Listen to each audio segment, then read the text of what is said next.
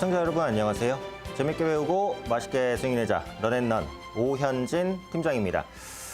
이번 한 주 시청자분들께서 또 어떤 대응을 하셨는지 모르겠는데 최근에 시장 대응이 좀 쉽지 않게 진행이 되고 있는 것은 맞아요. 그러니까 이번 주에도 이제 지수가 단기간에 이제 급락하다가 또 후반에는 또 당겨 올려주는 이런 모습들이 나타났죠. 불안하기는 합니다. 하지만 그렇다고 지수가 깨지지는 않아요. 역시 지금까지 시장을 끌어올렸었던 요인의 변화가 있는지 그걸 보시는 게 중요한데 아직 큰 변화는 없어요. 그게 뭐죠? 유동성이라는 겁니다. 어차피 지금 시장은 알려진 바대로 미국 증시도 그렇고 국내도 마찬가지예요. 중국도 그렇고 결국은 코로나로 인해서 풀린 유동성, 그러니까 각국 중앙은행의 어떻게 보면 부양 정책이죠. 이렇게 풀린 유동성이 주식시장으로 흘러들어왔는데 아직까지는 이런 유동성이 크게 위축되거나 그런 모습은 아니에요. 그러다 보니까 시장이 일단은 버텨주는 이런 모습들이 나타납니다.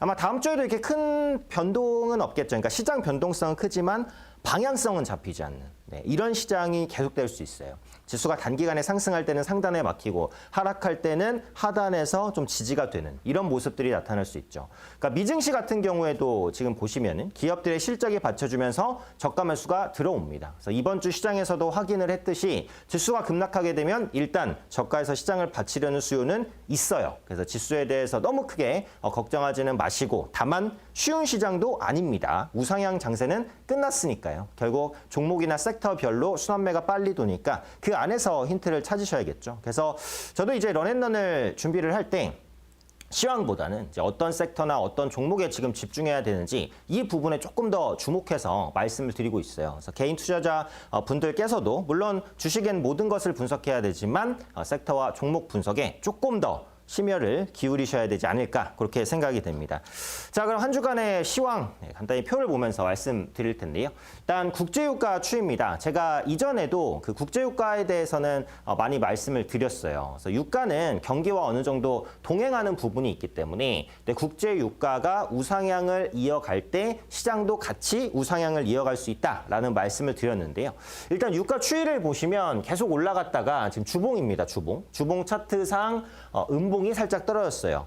물론 후반에는 이제 다시 한번 유가가 반등하는 그런 모습들도 나타나긴 했는데 지금 원유 재고가 많이 늘어난 상태거든요. 그래서 국제유가의 추가 하락 가능성이 있어요. 일단 오펙에서도 합의를 이룬 이런 상황이기 때문에 앞으로 유가가 전고점을 치고 올라가기는 어렵습니다. 근데 이제 시장과 유가가 어느 정도는 동행을 하는데 시장이 먼저일 때도 있고 유가가 먼저일 때도 있어요. 근데 만약에 시장이 버티는데 유가가 계속해서 우하향 WTI 기준으로 $60 초반대까지도 떨어진다라고 한다면 그때는 시장이 약세를 보일 가능성이 있으니까 그런 부분들 염두해 두셔야 돼요. 어차피 글로벌 지표 중에서 중요한 지표는 그렇게 많지는 않습니다. 그 중에 하나가 유가니까 국제유가가 다음 주에 하락 추세를 끝내고 다시 상승 추세나 횡보 추세나 버텨주는지 이런 부분들이 나오는 부분을 확인을 하시면 아마 시장의 방향성을 잡는 데 좀 힌트가 되지 않을까 그렇게 생각이 됩니다. 자, 두 번째는 제가 처음 소개해드리는 이제 지표인데요. 미국 미시간대 소비자 심리 지수입니다. 제가 예전에 이 런앤런을 통해서 국내 소비자 심리 지수에 대해서는 한번 보여드렸어요. 그러니까 국내 소비자 심리 지수가 개선되면 뭘 봐야 된다? 기본적으로 유통주. 그러니까 소비 심리가 개선된다는 건 뭐예요? 미래의 경기가 좋아질 것이다. 미래에 내가 돈을 많이 벌 것이다. 이런 긍정적인 기대감이 있는 거예요. 그렇게 됐을 때 사람들은 돈을 씁니다. 근데 돈을 쓸 때 직접적인 수혜를 받을 수 있는 게 유통주니까. 그죠? 근데 국내 시점에서는 이마트라든지 롯데하이마트, 신세계, 현대백화점 이런 종목군들, GS 리테일과 BGF 리테일 같은 이런 종목들도 넓게는 이제 유통주로 볼 수 있는데요. 어쨌든 국내 소비 심리가 개선될 때는 유통주를 보시는 게 기본이다라고 말씀을 드렸고 이건 이제 미국이에요. 미국 미시간대 소비자 심리 지수인데 한국 같은 경우에는 수출이 GDP의 70%를 차지해서 수출이 가장 중요하죠. 미국은 GDP의 70%를 소비가 차지합니다. 그렇기 때문에 소비 지표가 꺾인다는 것은 미국 경기가 꺾인다라는 것을 의미해요. 근데 지금 보시면 미시간대 소비자 심리 지수가 계속해서 조금씩 우상향을 보였어요. 그래서 올해 6월 같은 경우에는 86.40까지 올라갔는데 이게 이번에 뚝 떨어졌단 말이에요. 그러다 보니까 경기 둔화에 대한 우려감이 본격적으로 부각되지 않을까? 이런 시장의 의심? 이런 부분들이 좀 피어올랐다라고 보시면 될 것 같아요. 그래서 이 부분에 있어서 확인이 필요하죠. 어떻게? 소비자 심리지수가 일단 7월 달에는 꺾였는데 8월 달에 반등하는지 이 부분을 보셔야겠죠. 한국 같은 경우에는 경제 전체적으로는 수출 지표가 가장 중요한데 미국 같은 경우에는 소비 지표가 가장 중요합니다. 각 나라마다 중요한 지표가 조금씩 달라요. 그래서 각 나라의 특성, 그리고 각 나라에서 어떤 지표를 중점적으로 봐야 되는지, 그리고 그게 시장에 어떤 영향을 미치는지, 이런 부분들을 전반적으로 추적하면서 보셔야 되지 않을까 싶어요. 그러니까 종합하면 국제유가가 이번 주에 흔들렸다, 저점을 찍거나 반등하는지를 보자. 이게 첫 번째고, 두 번째는 이제 미국 소비자 심리 지수가 일단 한번 꺾였는데 다음 달에 회복세를 보이는지를 확인해 보자. 이 두 가지 포인트로 정리를 해드렸습니다.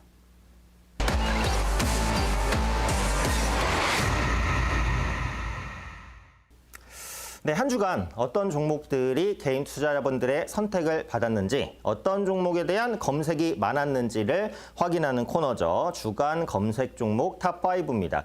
사실은 이제 주간 검색 종목 탑5에 올라가는 종목들이 중복되는 종목들이 많아요.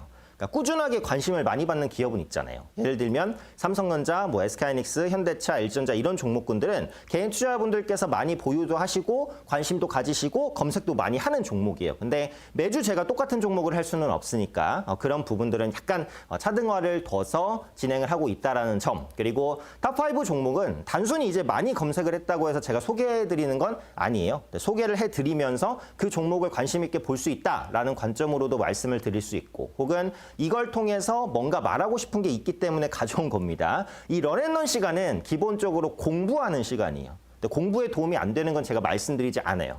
네, 모든 코너에는 다 공부가 녹아들어 있으니까 그런 부분들을 잘 캐치하셔서 학습에, 또 주식 학습에 좀 도움이 되셨으면 좋겠습니다.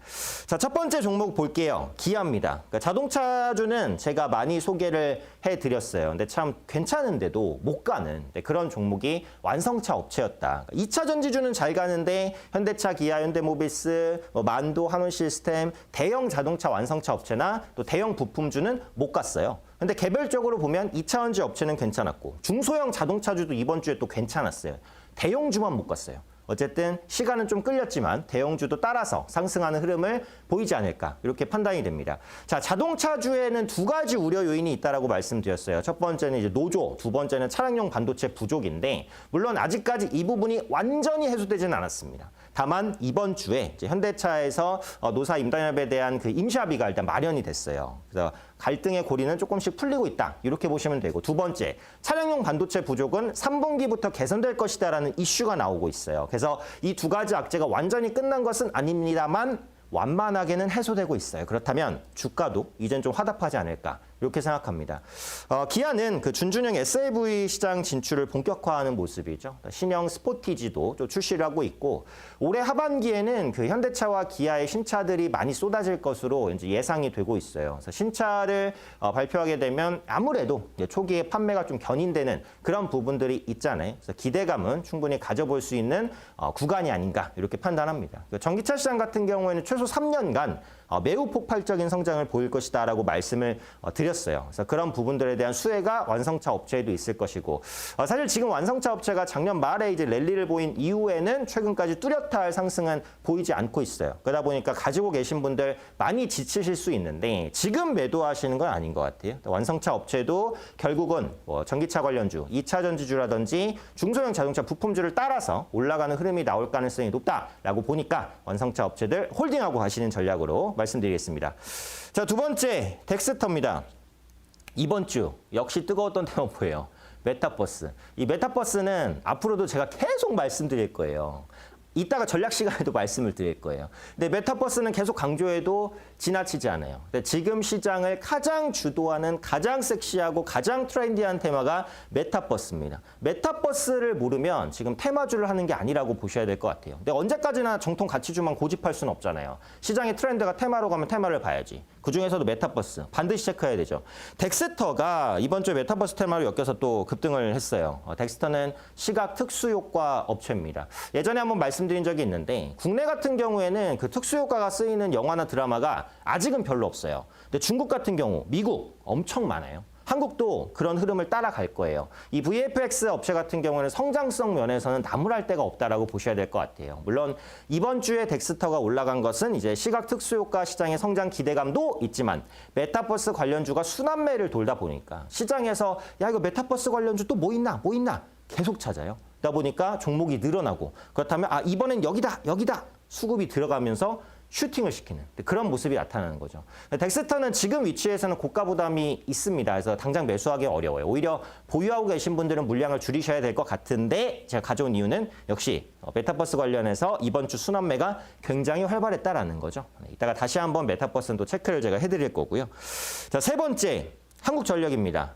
자, 한국전력에 대해서 자주 말씀드렸는데 다시 말씀드릴게요. 지금 장기 투자를 한다면 한국전력이 최고다. 네, 가장 편하게 가져갈 수 있다. 이렇게 생각해요. 그러니까 전기요금 인상 계속 무산됐어요. 올해 초에도 무산됐고 최근에도 무산됐고 언제까지 무산될까요? 공기업이 희생해야 된다. 이게 몇 년 전까지는 그랬죠. 물론 지금도 그런 기조는 유지되고 있어요. 하지만 언제까지나 어렵습니다. 특히 지금의 정부가 이제 탈원전 기조를 취하고 있는 상황이기 때문에 앞으로 전기에 대한 수요 혹은 이제 원가 부담 이런 부분은 계속해서 기업들의 부담으로 작용할 수밖에는 없어요. 근데 지금 기술적으로 한국전력은 좀 바닥권에서 움직이고 있는 모습 나타나고 있고 이 폭염에 의해서 예비 전력이 좀 부족할 수 있다. 이걸 이제 전문 용어로 블랙아웃, 그죠? 블랙아웃이라고 합니다. 요즘에 밤에 에어컨 안 켜고 자기는 진짜 어려워요. 그죠? 선풍기만 가지고는 사실 거의 살 수가 없습니다. 뜨거운 바람 나오잖아요. 저도 선풍기 앞에 있으면 앞에 있어도 더워요. 결국은 에어컨을 켤 수밖에 없는데 그만큼 전력 수요가 이제 급증할 수밖에 없죠. 얼마 전에 그 여름철 관련주들 급등 나왔잖아요. 뭐 신일전자라든지 파세코 뭐 이런 종목들 급등 나왔잖아요. 그러니까 그런 것들을 봐도 올여름도 만만치 않겠구나라는 것을 시장은 느끼고 있습니다. 지금 엄청 덥죠? 7월이에요, 7월. 8월 달엔 또 얼마나 덥겠어요. 그렇죠?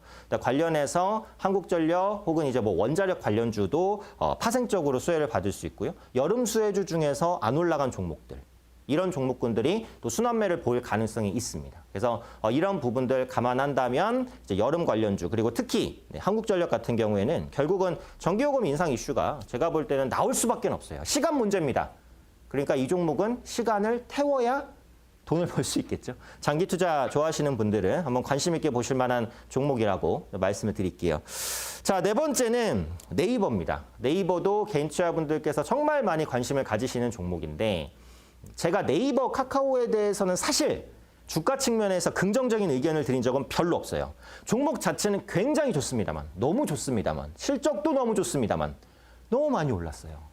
HMM에 대해서도 제가 비슷한 의견을 전해드렸어요. 너무 좋은 기업이고 실적 너무 잘 나올 건데 너무 많이 올랐다. 언제든지 차익 실현 매물이 나올 수 있다. 네이버, 카카오도 비슷해요. 지금 고점에서 이번 주에 살짝 꺾이는 모습인데 추가적인 조정으로 가지 말라는 법은 없어요. 그리고 시장에 지금 가격적인 매력을 가진 종목이 많은데 굳이 너무 비싼 종목을 손대실 필요는 제 생각에는 없을 것 같아요. 그래서 이런 종목군들은 어쨌든 리스크 관리가 필요하다라고 보고요. 다만 이제 모멘텀으로 나온 건 있습니다. 이마트와 협업을 본격화한다라는 거죠. 네이버 장보기 서비스에 이마트가 입점하는 식으로 온라인 그리고 오프라인에 대한 유통사업 협업 구축해서 나갈 것 같아요. 네이버는 온라인 유통시장의 강자입니다. 네이버 쇼핑 한 번도 안 쓰신 분들은 거의 없을 것 같아요. 이마트는 오프라인 유통시장의 강자입니다. 물론 SSG닷컴이 있긴 하지만 아직은 오프라인의 비중이 좀 더 높아요. 온라인의 유통 강자와 오프라인의 유통 강자가 만나서 협업을 한다? 외형 성장에 대한 기대감 굉장히 커지겠죠. 특히 이마트 신세계그룹이 이번에 이베이를 품에 안았어요. 그죠? 온라인과 오프라인을 통트는 네이버까지 온다? 이거는 완전히 과정 구조가 되는 거거든요. 그래서 장기적으로는 국내 유통시장을 네이버나 이마트를 비롯한 신세그룹주가 장악할 가능성이 있어요. 그때는 외형 성장 기대감이 더 폭발적으로 생길 수 있습니다. 다만 지금은 어쨌든 네이버가 좀 많이 올랐고 고점 부근에서 가격 부담이 있는 위치이기 때문에 보유하고 계신 분들은 조금 주의를 하셔야 되지 않을까 이렇게 생각됩니다. 자, 마지막은 개별주네요. 웅진 싱크빅입니다. 네이버 클라우드 합작법인을 설립한다라는 이슈 때문에 급등을 했어요. 자, 그러니까 지금 시장에서는 항상 그런 부분들이 있어요. 트렌드가 되는 이슈가 있을 때 수익이 폭발합니다. 그러니까 예를 들면 이런 거죠. 그러니까 얼마 전에 이제 메타버스 관련된 IPO가 있었는데 제가 기업 이름이 지금 갑자기 생각이 안 나는데 그 메타버스 관련주가 IPO를 했단 말이에요. 경쟁률이 미쳤어요. 몇천 대 1을 기록합니다. 이게 왜 그래요? 지금 메타버스가 트렌드니까. 그러니까 신규 상장하는 기업도 타이밍을 잘 맞춰야 돼요. 뭔가 내가 게임주야, 예를 들어서. 게임주가 신규를 상장하는데 지금 게임주가 분위기가 좋아. 그러면 상장 이후에 급등을 하는 경우가 많습니다. 근데 내가 게임주가 상장하는데 지금 게임주가 분위기가 안 좋아. 그럼 상장했을 때 어때요? 주가가 흐지부지할 가능성이 있죠. 주식시장은 기분파예요, 기분. 기분에 따라서 주가가 굉장히 달라져요. 근데 지금 뭐 섹터상 트렌드가 있고 아니면 수급이 많이 들어오는 그런 이슈가 나올 때 시장은 더 크게 반응을 합니다. 이 말을 드리는 이유는 웅진싱크빅이 네이버 클라우드 합작법인을 설립했어요. 그래서 학원형 클라우드 플랫폼을 구축하겠는데 여기서 중요한 건 뭐라? 플랫폼을 구축한다는 겁니다. 지금 코로나 때문에 플랫폼 관련된 종목군들의 몸값이 엄청 올라갔어요. 그래서 카카오, 네이버, 아프리카TV, 서울옥션 이런 게 다 이제 플랫폼 관련주예요. 플랫폼, SK텔레콤 마찬가지. 플랫폼 관련주들이 너무 성장하다 보니까 플랫폼 관련된 이슈가 있으면 일단 주가가 급등해요. 그런 관점에서 웅진싱크빅이 올랐습니다. 그래서 웅진싱크빅을 뭐 지금 매수하는 관점이다? 이거는 아니에요. 이렇게 보기는 어렵지만 플랫폼 관련된 이슈가 있는 종목군들은 단기에 슈팅이 나올 수 있으니까 시장의 트렌드를 계속해서 보시려는 노력하셔야 되지 않을까 이렇게 생각됩니다. 자, 이번 주 탑5는 여기까지 말씀을 드리도록 하고요.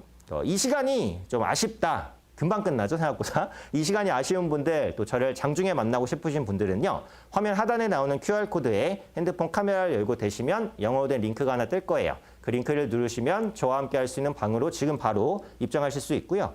QR코드 입장이 어려우신 분들은 문자 주세요. 샵 3772로 제 이름 오현진 정확하게 보내주시면 함께 할 수 있는 방 링크 문자로 답장 드리겠습니다. 링크 받고 누르시면 들어오실 수 있고요.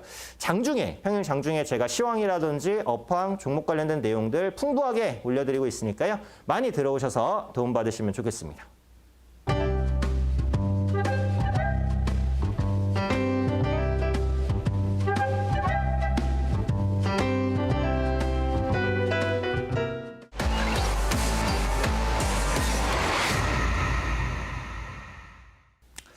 네, 이번 시간은 이제 최고의 맛과 최악의 맛입니다. 뭐 매주 제가 설명을 드리고 있지만 최고의 맛은 아무래도 이제 상승한 종목에서, 최악의 맛은 이제 하락한 종목에서 골라오기는 하지만 단순히 그렇다고 골라오는 건 아니에요. 자, 제가 만든 이제 런앤런 시간은 모든 코너에 교육, 공부가 들어 있습니다.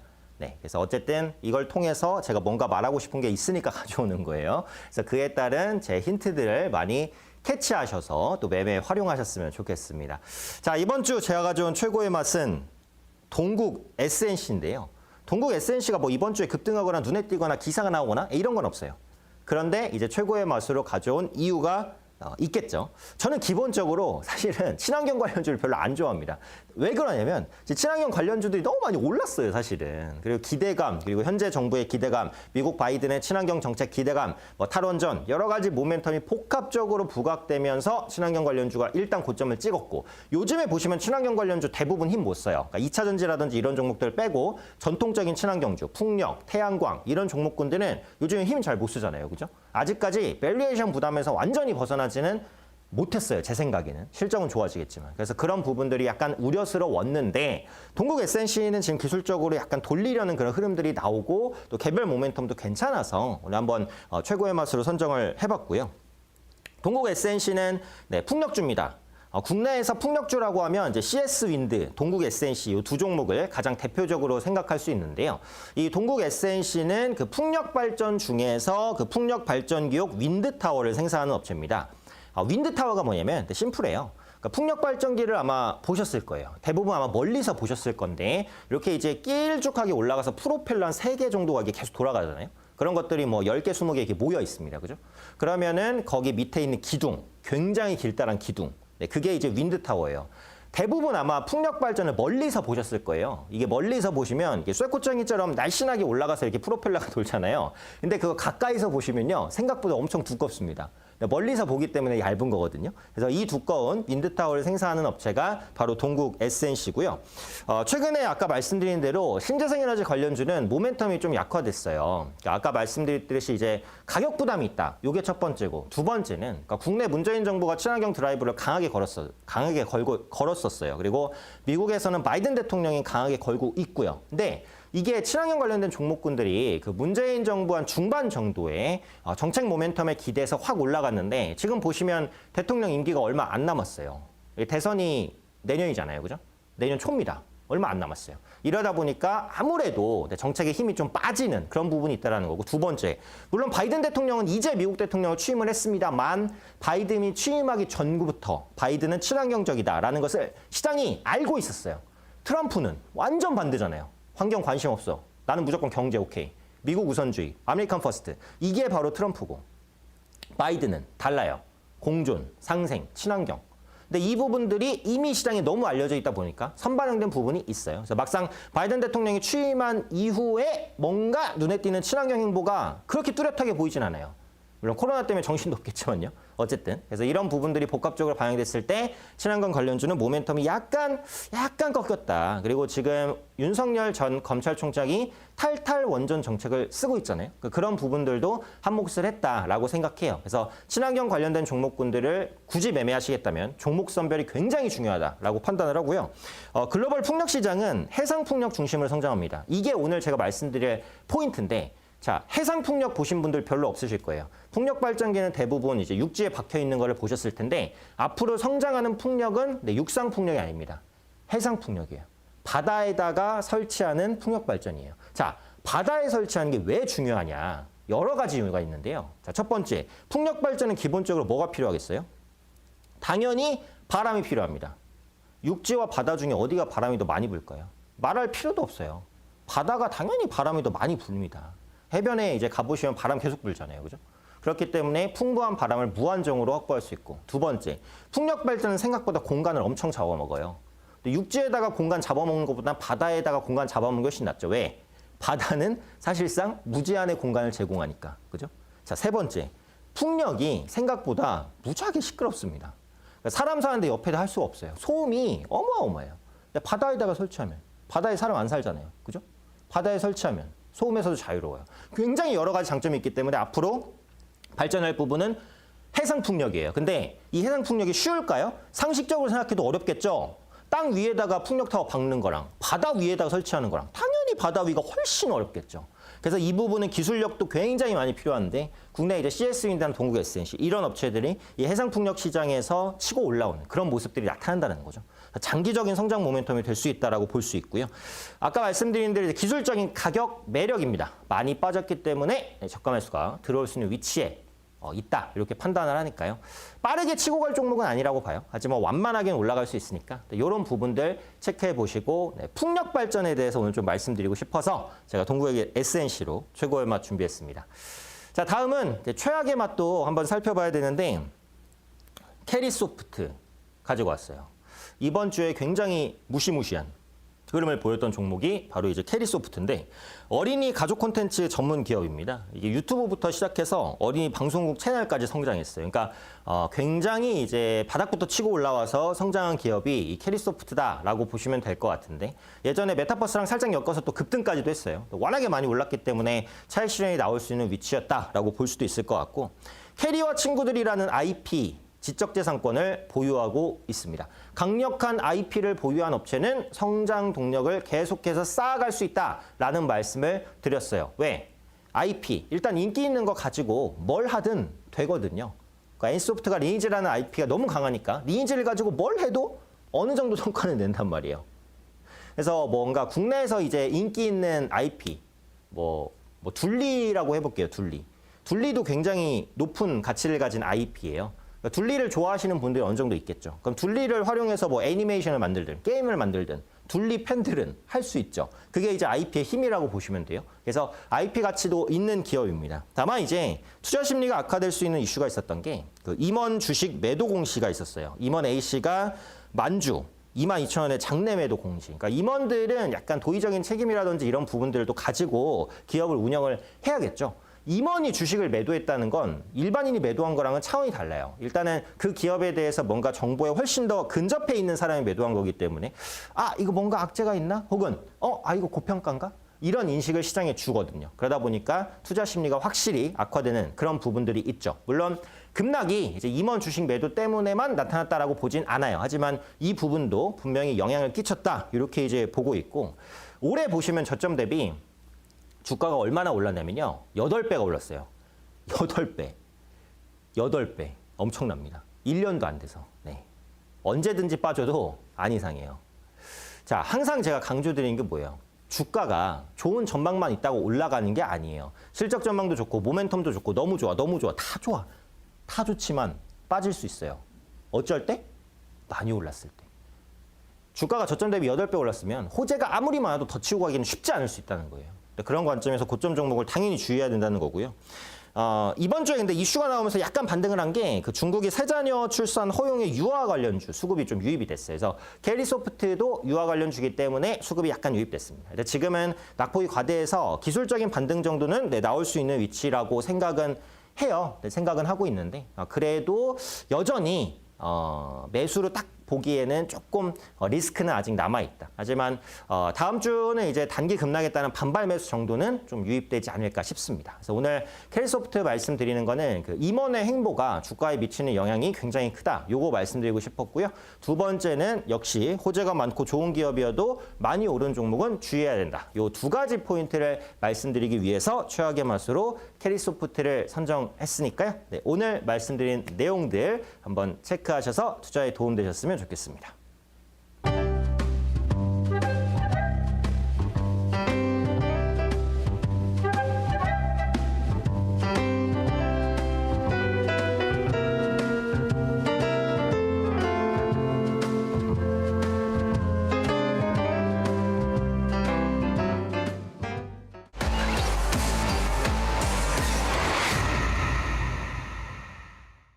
네, 런앤런의 핵심 코너고 제가 가장 주력하는 코너입니다. 네, 공부합시다 코너입니다. 그러니까 런앤런은 모든 코너에 공부가 있긴 하지만 네, 공부합시다는 처음부터 끝까지 공부하는 코너예요. 네, 한 20분 조금 이제 안팎으로 제가 강의를 집중하는 시간이니까요.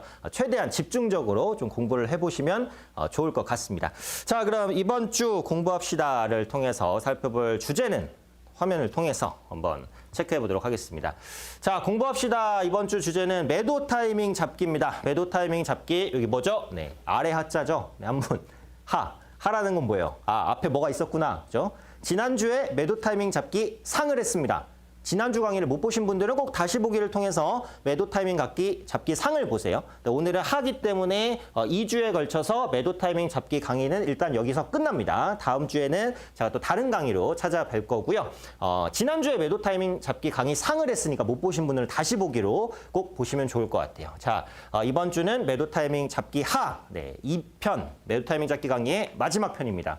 요거는 그 지난주에 그 살펴본 정의기는 한데 처음 보시는 분도 계시니까 간단히만 다시 살펴볼게요. 매수와 매도를 잘하는 게 성공적인 주식 매매예요. 그죠? 매수와 매도는 모두 중요합니다. 모두 중요해요. 뭘 더 우선순위를 두기는 어려워요. 다만 주식은 예측보다 대응이 중요하다는 점에서 매도는 매수 못지않게 중요합니다. 그래서 저는 굳이 따지면 매도가 매수보다 좀 더 중요한 것 같아요. 근데 어쨌든 둘 다 중요해요. 근데 오늘은 매수가 아니라 매도입니다. 매도에 포커스를 두고 볼 거예요. 자, 좋은 매도는 손실을 최소화하고 수익을 극대화시켜줍니다. 잘못 샀으면 빨리 팔아야죠. 조금 떨어졌을 때, 그죠? 나중에는 못 팔아요, 물려서.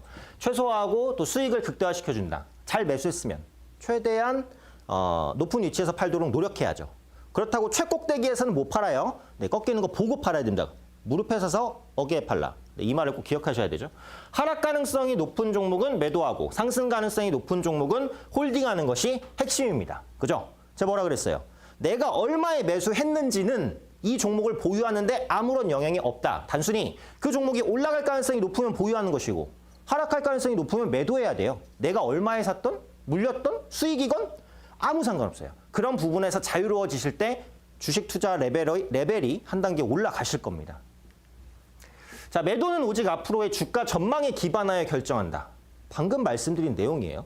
매수 단가는 매도를 결정하는 요인이 아니다. 시장은 투자자의 매수 단가에 아무런 관심이 없습니다. 내가 종목이 반토막이 났던 3분의 1 토막이 났던 시장은 냉정해요. 너 많이 물렸는데 내가 좀 올려줄게? 시장은 절대 그렇지 않습니다. 내가 매수한 가격은 종목을 보유하는데 아무런 영향을 미치지 않아요. 앞으로의 전망에만 기반해서 결정하셔야 돼요. 이익 실현뿐만 아니라 손절매도 굉장히 중요합니다. 주식을 하면서 손절매를 절대 안 할 순 없어요. 어떠한 시기든 손절매가 할 수밖에 없는 그런 일은 있습니다. 그때는 아프시지만 과감하게 손절하셔야 돼요. 썩은 부위는 도려내고 그래야 새살이 납니다. 주식에서 종목은 많아요. 주식을 할 시간도 많아요. 결국은 내가 준비되어 있으면 됩니다. 그 준비를 이 시간을 통해서 제가 차근차근 시켜드릴 겁니다. 그러니까 주가의 위치와 관계없이 장대 음봉과 대량 거래량이 동반될 경우 매도 타이밍으로 봅니다. 이게 이제 오늘 말씀드릴 내용이에요. 아까는 지난주에도 말씀드렸던 내용이고 이게 오늘 내용입니다. 매도 타이밍 장대 음봉 플러스 대량 거래입니다. 아주 기초적인 내용이에요. 주식 공부를 조금만 하셨으면 다 아실 수 있는 내용이지만 이 런앤런은 이제 기초 강의도 차근차근 말씀을 드려야 되기 때문에 기초 강의죠. 장대 음봉과 대량 거래는 일단 기본적으로 매도입니다. 장대 양봉과 대량 거래량은 장대 음봉인데 잠시만요. 네, 장대 음봉과 대량 거래량입니다. 주요 수급 주체의 이탈을 의미합니다. 자, 볼게요. 종목은 남영 비비안이라는 종목입니다. 이 종목이 그러니까 평소에는 뭐 이렇게 큰 움직임은 없었어요. 그죠? 그냥 왔다리 갔다리 제한적으로 여기 뭐 급등했지만 윗골이 달렸고 이렇게 슬슬슬슬 가다가 여기서 뭔가 조짐이 안 좋아요. 그죠? 조짐이 살짝 안 좋았어요. 뭔가 윗골이 아랫골이 달리는데 음봉이고 거래량도 조금 실렸는데 요때까지는 뭐 괜찮습니다. 괜찮은데 문제는 요거예요. 요거. 여기서 장대 음봉과 대량 거래가 팍 터지니까 일단은 요런 형태가 나오면 주가가 좀 더 밀릴 수 있겠구나. 이렇게 생각은 하셔야 돼요. 물론 어차피 주식 매매에서 절대적인 건 없어요. 예를 들어서 내가 이 종목을 정말 치밀하게 내가 한 달, 두 달 연구를 해서 이 종목은 내가 무조건 장기로 홀딩 이러신 분들은 이럴 때도 뭐 매도를 안 하실 수도 있어요. 하지만 대부분의 투자자분들은 매수해서 몇 년 가져가는 투자를 하기를 원하진 않죠. 네, 매수하고 뭐 일주일, 이주일, 한 달, 두 달 이 안으로는 승부를 내고 싶어 하시기 때문에 그러신 분들은 일단 대량 거래라 장대 음봉에는 매도를 쳐주시는 게 좀 더 유리합니다. 그리고 개인 투자분들이 종목 분석을 하실 때 깊이 있게 하시기가 사실 어려워요. 여건 때문에. 생업에 종사하시기 때문에 공부하실 시간이 부족하단 말이에요. 그렇다면 아무래도 공부량이 좀 적은 상태에서 매매를 하실 수밖에 없기 때문에 일단 리스크가 높을 때는 피하시는 게 좀 나으실 수 있죠. 그 대량 거래량 장대 음봉이 나왔다는 것은 거래가 많이 당연히 붙죠. 주가가 떨어지니까.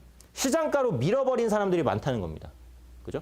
대량 수급의 이탈로 보기 때문에 추가적으로 투자 심리가 악화되고 추가 조정 가능성이 높아요. 그러니까 여기서 보시면은 이제 20일 이평선, 60일 이평선, 5일 이평선까지 다 깬 거예요.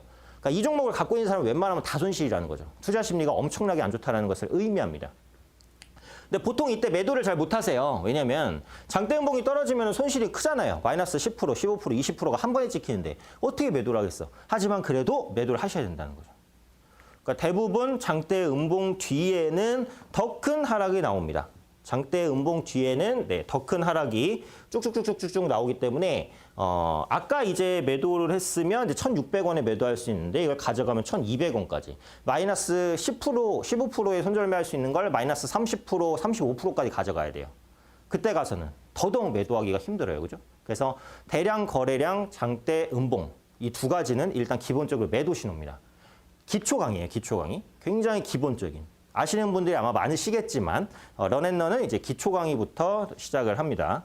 자, 다음 종목 한번 볼게요. 삼위각기입니다. 삼위각기 보시면 이때부터 일단 추세가 안 좋아요. 그 이평선이 다 위에 있고 역배열입니다. 역배열. 역배열로 이렇게 가다가 여기서 장대 음봉이 툭 떨어지면서 거래량이 실렸어요.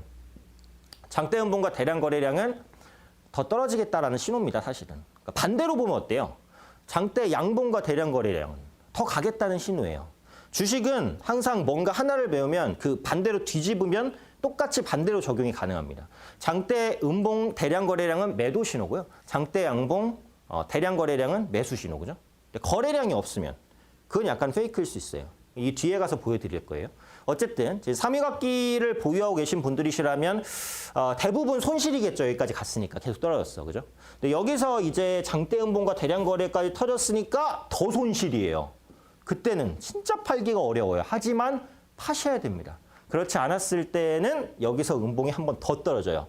1,300원 정도에 손절할 수 있는 거를 동전주까지 거의 가지고 가야 돼요. 980원 정도까지. 이때는 더더욱 매도할 수 없습니다. 그때는 진짜 꽉 물려서 빠져나오기 전까지 엄청 고생하시는 거예요. 제가 하나 말씀드리면 자, 어떤 종목을 내가 10,000원에 매수했습니다. 근데 이 종목이 5,000원까지 왔어요. 반토막이 났죠. 그런데 그 이후에 11,000원까지 회복돼서 10% 수익으로 팔았어요. 그때까지 걸린 기간은 5년. 이때 이 사람은 수익을 봤을까요? 자, 내가 5년 전에 10,000원을 주고 주식을 샀습니다. 근데 그 종목이 5,000원까지 떨어졌어요. 반토막. 그래도 계속 홀딩하니까 11,000원까지 올라왔어요. 그래서 매도를 했어요. 그럼 수익률은 10%. 걸린 기간은 5년. 이 사람은 수익을 봤을까요? 저는 손실이라고 생각해요. 왜? 5년 동안 가져갔던 기회비용은 둘째치고 5년 동안 홀딩했던 그 가슴 아픔, 그러니까 이 종목이 반토막 났을 때까지 계속 바라보는 그 계좌를 바라보는 썩어 문드러지는 그 마음. 그 마음적인 손실은 정말 엄청납니다. 그러니까 내가 진짜 웬만하게 종목에 대한 확신이 없으면은 물린 종목을 계속 가져가시면 안 돼요. 물론 이제 그 종목을 확실하게 분석해서 내가 진짜 이건 장기 투자. 이렇게 굳은 결심하셨으면 가져갈 수도 있어요. 하지만 일반적인 경우에는 그렇지 않다는 겁니다. 주가가 크게 하락했을 때 물려서 가는 그 마음적인 손실은 돈으로 계산할 수 없을 만큼 굉장히 현격하게 커요. 건강도 안 좋아집니다. 네, 그렇기 때문에 위험 신호가 나올 때는 일단 빠져나오셔서 재정비를 하고 다시 산 난이 있더라도 이것도 말씀드리면 일단 장대 음봉으로 떨어졌어요. 그럼 추가 하락 가능성이 높죠. 일단 매도를 하는데 이거 아까운데? 그렇게 생각할 수도 있잖아요. 그리고 장대 음봉이 떨어졌는데 어떻게 극적으로 반등을 해. 그럼 그때 다시 사시면 돼요. 자, 주식은 매도한 종목을 다시 보지 말란 법은 없어요. 그죠? 매도하고 타이밍이 나오면 다시 사면 됩니다. 그리고 또 아닌 것 같으면 또 팔면 되죠. 내가 매매 많이 한다고 뭐라고 할 사람 있어요? 없어요. 물론 이제 수수료는 좀 나가겠지만 네. 기회비용을 잃지 않을 수 있는 거죠. 주식은 언제든 사고 언제든 팔 수 있습니다. 주식과 사랑에 빠지시면 안 돼요. 네, 내가 산 종목이니까 끝까지 간다. 5년, 10년 보유했는데 어떻게 파냐? 아무 의미가 없습니다. 네, 단순히 주가가 어떻게 될지만 보고 그것만, 그 가능성만 보고 네, 판단을 하셔야 된다는 거예요. 자, 장대 음봉에서는 매도인데 위치랑 상관없어요. 이거는 이제 갭상승했다가 장대 음봉이잖아요. 어쨌든 매도입니다. 자, 장대 음봉 플러스 대량 거래량은 매도라고 말씀드렸죠. 위치는 상관없어요. 어떤 위치든 장대 음봉과 대량 거래량이 실리면 일단 하락 가능성이 높아요. 이거는 상승했다가 꺾였지만 어쨌든 장대 음봉 대량 거래예요. 그러면 하락 가능성이 높아요. 보다시피 등하고 밀리죠. 위치는 상관없습니다. 주가가 위에서 장대 음봉 대량 거래, 횡보하다 장대 양봉 대량 거래, 하락하다 장대 양봉 대량 거래 상관없어요. 어쨌든 장대 양봉 대량 거래는 주가가 더 밀릴 수 있다는 신호니까 이 부분은 주의하셔야 돼요. 여기서도 보시면 갭으로 일단 떴죠. 갭으로 떴는데 장대 음봉 대량 거래 실립니다. 그러면 하락 가능성이 높다. 그죠? 차트 볼까요? 네, 하락 가능성이 높죠. 하락 가능성이 높은 정도가 아니라 아예 쑤셔 박았습니다. 이거는. 쑤셔 박았어요. 네, 쑤셔 박았어요. 그러니까 장대 음봉 대량 거래는 위치와 상관없이 매도 신호입니다. 기술적으로 그래요. 기술적으로. 네, 기술적으로 그렇다는 거. 그런데 예외가 있어요. 장대 음봉이 나왔는데 거래량이 없어. 그럼 그거는 페이크일 수 있어요. 그때는 매도를 하시면 안 됩니다. 물론 기술적으로만 보는 거예요. 기술적으로만. 모멘텀이나 이런 건 차치하고요. 자, 보면은 요게 이제 장대 양봉 나온 다음에 횡보하다가 뚝 떨어졌어요. 뚝 떨어졌어요, 진짜. 근데 거래는 전날이랑 비슷해요. 이건 뭐지? 이거는 매도세가 크지 않았는데 호가가 없어서 주가가 밀린 것이다 라고 보시면 됩니다. 그럼 지금 이 종목이 안 좋아서 뭔가 매도가 많이 나온 건 아니네? 이렇게 생각할 수 있는 거예요. 다음 볼까요? 그래서 장대 음봉이 나왔지만 거래가 많이 실리지 않았기 때문에 다시 주가는 회복되고 올라갑니다. 그러니까 장대 음봉이 무조건 안 좋은 건 아니다. 뭐가 실리면 안 좋다? 거래량이 실리면 안 좋다. 네, 매우 기본적인 내용이죠. 그래서 이 부분이라도 최소한 체크를 하셔야 돼요. 그래야 매매하실 때 당하시는 경우를 피하실 수가 있습니다. 자, 이번에는 그 신고가 종목이에요. 이건 간단히만 볼 건데요. 그 신고가 종목은 추세 이탈이 없으면 홀딩을 유지합니다. 고가를 치고 가고 있는데 그냥 많이 올랐네 하고 팔 필요는 없어요. 추세 꺾이는 거 보고 파시면 돼요. 매도는 추세가 꺾이는 지점을 확인한 다음에 매도합니다. 그죠? 예측 매도하지 마세요. 꺾이는 걸 보고 매도합니다. 강조하는 내용이죠. 신고가 종목은 매물대가 없어서 작은 매수에도 주가 상승이 가능합니다. 그죠? 신고가라는 것은 물린 사람이 아무도 없는 아주 평화로운 너무 기분 좋은 상태이기 때문에 조금만 매수하면 주가가 팍팍팍 올라갑니다. 그건 수익 최대한 끝까지 누리셔야죠. 차트를 통해서 볼 텐데요. 일단 시젠입니다. 시젠 같은 경우 보시면 제가 추세선을 그어놨어요. 이 선 긋는 연습도 많이 하셔야 돼요. 선 긋는 연습. 추세선을 그어놨는데 여기부터 시작해서 아주 평화롭게 올라갑니다. 그럼 이 위치에서 매도를 해야 될까요? 내가 예를 들어서 여기에 샀을 때 여기에 사면은 지금 이 위치에서 수익이 100%가 넘어갔어요. 너무 기분 좋아요. 그럼 아이고 많이 먹었으니까 매도하자. 아니에요. 왜? 추세가 안 깨졌는데 올라가고 있는데 왜 팔아요? 올라가는 게 꺾이면 예를 들어서 장대 음봉과 대량 거래량 터지던지 아니면 뭐 5일 이평선이라도 깨지던지 상승 추세선 이탈하던지 뭔가 매도 신호가 나올 때 팔아야지. 잘 가고 있는 걸 팔 필요는 없어요. 잘 가고 있는 건 가게 두세요. 꺾이는 걸 보고 매도하시는 게 좋다. 보면은 이제 미스터 블루인데 또 올라가다가 여기서 이제 20일 이평선이 꺾였어요. 그러니까 예를 들면 상승 추세를 타는 종목은 뭐 5일이면 5일, 20일이면 20일, 이평선 깨지면 팔겠다. 그러니까 이런 마음을 가지고 일단 대응을 하셔야 돼요. 또 보시면은 20일 이평선 타고 잘 가다가 여기 꺾이잖아요. 음봉 나오면서. 이때 매도하시면 돼요. 꼭대기 못 팔아서 아쉬워요. 뭐가 아쉬워요. 여기서 매도했으면 더 갔을 수도 있는데 네. 최꼭대기 매도는 못해요. 상승 추세 깨질 때까지 홀딩을 하시는 겁니다. 보면은 이제 여기서 그 20일 이평선이 깨질 때 매도를 안 하면 추세가 완전히 하방으로 갈 수 있어요. 그러니까 여기서는 매도 못해도 여기서는 매도를 하셔야 되는 거예요. 여기서도 매도 안 하면 여기까지 갈 수 있어요. 그러니까 이때는 이거 상승폭 다 반납하니까 아깝잖아요. 그죠? 그래서 추세가 꺾이기 전까지는 홀딩인데 네, 추세가 꺾이게 되면 일단 기본적으로는 매도를 해주셔야 된다. 이게 이제 핵심적인 내용이죠. 마지막인데요. 네, 종목은 동진 세미캠입니다. 보시면 상승 추세가 좋아요. 5일 이평선 타다가 20일 이평선도 찍고 올라가고 있는데 내가 만약에 뭐 여기서 샀다. 그러면 여기까지 올라갔을 때 어떻게 해야 돼요? 수익 많이 났으니까 팔아야 돼요? 이것도 100% 이상 수익인데 팔아야 되나요? 아니죠. 왜 아니에요? 추세가 안 깨졌으니까. 계속 너무 잘 가고 있어요. 잘 가고 있는 걸 뭐하러 팔아요? 잘 가고 있는데.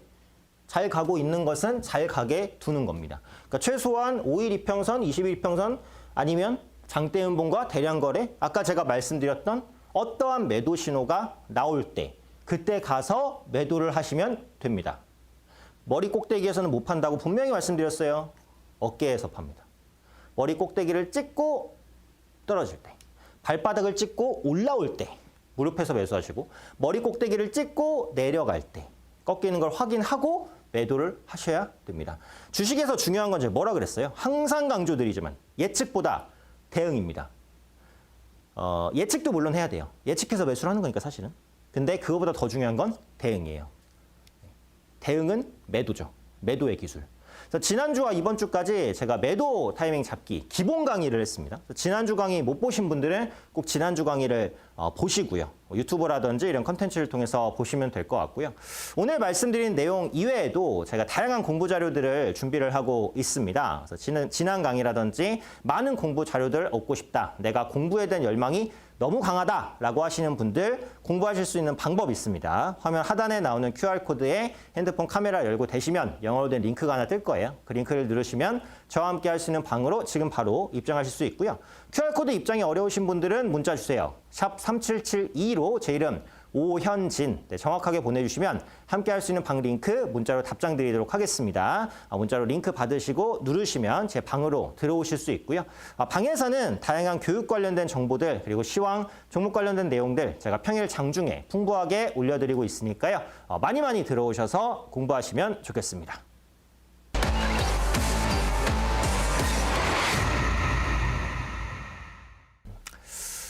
자, 이제 벌써 시장 전망과 전략 시간입니다. 아까 제가 예고를 해드렸어요. 뭘 예고를 해드렸어요? 메타버스, 그죠? 지금은 메타버스 제 핵심입니다. 메타버스 안 하시면 소외돼요. 근데 이게 오해를 하시면 안 돼요. 그러니까 지금 급등한 메타버스 주를 보시면 안 돼요. 예를 들면 뭐가 급등했어요? 뭐 자이언트 스텝이라든지 선익 시스템 이런 종목들 보시면 메타버스 거의 대장격으로 분류되면서 팍팍팍팍 튀었습니다. 이번 주에 움직인 게 아까 말씀드린 덱스터. 덱스터도 낮은 위치는 아니었어요. 낮은 위치 아니었는데 또 급등을 했잖아요. 그죠? 이거는 쉽게 죽는 테마가 아니에요. 그리고 시장은 프레시한 거를 좋아합니다. 새롭게 부각되는 걸 좋아해요. 이전에는 없었는데 새로운 거. 메타버스가 작년에는 굉장히 불투명한 테마였어요. 아시는 분도 별로 없었잖아요. 하지만 올해부터 갑자기 부각되기 시작합니다. 그러면서 관련주들이 막 엮이기 시작합니다. 근데 이제 테마라는 것은 순환매는 순환매인데 순환매 많이 들으셨잖아요. 순환매는 뭐예요? 같은 테마 내에서도 수급이 들어왔다 빠졌다 요거 올랐다가 저거 올랐다가 왔다 갔다 한다는 거예요. 시장의 수급이 한정적이니까 다 올릴 수는 없잖아요. 그럼 이거 올릴 땐 이게 죽고 이거 올릴 땐 이게 죽고 이게 순환매인데 하나가 더 있어요. 바로 테마의 확장입니다. 제가 앞으로도 계속 강조드릴 건데 테마는 한정되지 않아요. 지금 시장에서 메타버스 관련주가 100종목이잖아요. 연말에는 200종목 넘어갑니다. 예를 들면요. 왜? 시장은 새로운 종목을 계속 찾으니까. 그러니까 그런 연습을 하셔야 되는 거예요. 저도 이제 테마주를 보면은 뭘 연습하냐. 일단 급등한 종목이 있으면 급등한 종목 체크하고 나머지 급등 안 한 종목 중에서 테마주에 엮인 종목이 있는지 보고 마지막에는 새롭게 테마로 엮일 수 있나? 이 가능성을 보는 거예요. 예를 들어서 메타버스라고 한다면 메타버스는 이제 가상과 현실의 결합이잖아요. 그러면은 가상 시스템을 뭐가 운영하고 있지? 메타버스는 결국은 게임에서 많이 구현이 될 것 같은데 게임주 중에서 누가 메타버스에 드라이브를 많이 걸고 있지? 그리고 이 메타버스는 영화라든지 드라마에도 쓰일 것 같은데 영화, 드라마 관련주는 뭐가 있지? 이런 것들을 생각해 보시는 거예요. 그러면 넓게는 게임주, 미디어 관련주, 플랫폼 관련주, 특수영상 관련주 이런 종목군들이 뭘로 엮여요? 메타버스로 엮이죠. 그러면서 급등한다는 거예요. 그래서 테마는 순환매도 하지만 확장도 합니다. 테마가 확장될 때 어디로 확장될 수 있을까를 상상해 보셔야 돼요. 주식에는 상상력도 필요하다 말씀드렸죠. 그렇게 상상의 날개를 폈을 때 그 상상이 들어맞았을 때 얼마나 기분 좋은지 아세요? 그때 진짜 뿌듯합니다. 그런 거 몇 번 경험하시잖아요. 공부가 재밌어요. 공부가 재밌어. 그러니까 오늘 어떤 특정 테마가 어떤 종목이 움직였는지 보시고 이게 어디로 확장될지를 또 보시는 거예요. 그러면서 기술적 분석으로 매수 타이밍을 잡고요. 네, 재밌어요. 수익을 보시면요. 네. 그래서 제가 이제 하나 더 말씀드리면 저는 이제 실전 투자라고 항상 말씀드려요. 이런 질문을 좀 받아요. 그러니까 주식을 처음 하는데 모의 투자로 시작을 할까요? 아니면 실전 투자로 시작을 할까요? 저는 무조건 실전 투자로 시작을 해라 라고 말씀을 드립니다.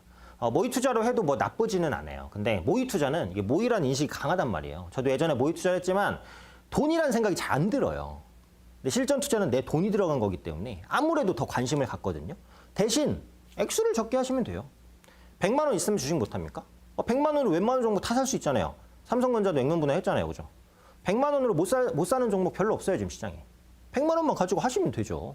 소액으로 연습을 충분히 하신 다음에 나중에 액수를 늘리면 됩니다. 저도 처음에 주식할 때 몇십만 원으로 오랫동안 했어요. 오랫동안 했어요. 연습하려고. 그걸 모든 과정을 끝내고 이제 나 액수 늘려도 잘할 수 있을 것 같아. 그때 가서 하시면 되는 거거든요. 그래서 연습을 하시더라도 돈으로 하세요. 진짜 돈으로. 대신 소액으로 하시면 돼요. 100만 원, 200만 원, 요 정도. 요 정도로 하시다가 나중에 익숙해질 때 액수를 올리면 됩니다. 처음부터 큰 액수로는 절대 하지 마세요. 그건 진짜 패망의 지름길입니다. 공부도 안 하고 억대로 이제 어디서 사라고 해서 사신 분들 치고 끝까지 돈 버시는 분들 없어요. 장담할게요. 없어. 절대로 그렇게 하시면 안 되고요. 연습을 하실 때 모의 투자보다는 전 실전 투자를 권유합니다. 근데 실전 투자를 소액으로 하시면 된다. 요거예요. 요 부분은 반드시 기억해 주시고요. 메타버스에 대해서 제가 많이 말씀드렸고 두 번째는 급등 종목 주의하자예요. 3거래일간 30% 이상 급등한 종목은 무조건 주의하세요. 지금 시장이 상승장이 아니에요. 변동성장이에요. 앞으로도 그럴 것 같아요. 치고 나가는 종목이 언제까지 치고 나갈 것 같으세요? 아무 이유 없이 꼬꾸라집니다. 네. 시장 분위기 자체가 좋지는 않기 때문에 급등한 종목 무조건 주의하세요. 아무리 호재가 많아도 주의를 하셔야 됩니다. 이 부분. 급등 종목은 최고의 악재를 가진 종목이에요. 단순히 주가가 많이 올랐다는 그 하나의 이유로 인해서. 그래서 이런 부분들은 분명히 주의가 필요하니까요. 개인 투자분들께서도 급등 종목을 따라가거나 이런 전략들을 짜시는 것은 당연히 지양해야겠다. 물론 최근에 좀 어려워요. 왜? 지수가 높으니까 안 올라간 종목이 별로 없거든요. 근데 그럴 때는 이제 상대적으로 덜 오른 종목을 보셔야겠죠. 그죠? 상대적으로 덜 오른 종목. 근데 제가 이제 말씀드리는 건 3거래일간 30% 이상 급등 종목이지 뭐 3달간 30% 올랐으면 괜찮아요. 그건 추세를 타고 올라가고 있는 거잖아요. 아까 강의에서도 제가 뭐라 그랬어요? 추세를 타고 가는 종목은 미리 팔 필요는 없어요. 꺾이는 걸 보고 파시면 되니까. 그죠? 안정적으로 추세 타는 종목은 홀딩 하세요. 팔 필요 없죠. 근데 팍 이렇게 튀면서 위에서 거래량이 빡 터진 이런 종목들. 순식간에 무너지고 물리면 끝장납니다. 요즘 종목 상담하니까 고점 종목 따라잡다가 물리신 분들 많더라고요. 이렇게 상승 종목을 산 게 아니에요. 이렇게 가는 종목을 사서 물리면 답도 없어요. 그래서 오늘 두 가지입니다, 전략. 첫 번째, 메타버스 관련주 순환매 그리고 확장에 주목하자. 두 번째는 3거래일간 30% 이상 급등 종목 주의하자. 이 두 가지 말씀드렸으니까요. 꼭 기억해 주시면 좋을 것 같아요. 자, 오늘 런앤런 제가 준비한 순서는 여기까지고요. 제 강의 혹은 교육 자료 많이 알고 싶어요. 공부하고 싶으신 분들 참여할 수 있는 방법이 있습니다. 화면 하단에 나오는 QR코드에 핸드폰 카메라 열고 되시면 영어로 된 링크가 하나 뜰 거예요. 그 링크를 누르시면 저와 함께 할 수 있는 방으로 지금 바로 입장하실 수 있고요. QR코드 입장이 어려우신 분들은 번호는 문자 주세요. 샵 3772로 제 이름 오현진 보내주시면 함께 할 수 있는 방 링크 문자로 보내드리도록 하겠습니다. 자, 이번 주 제가 준비한 순서는 여기까지고요. 다음 주에 또 알찬 내용으로 찾아뵙도록 하겠습니다. 시청해주신 분들 고맙습니다.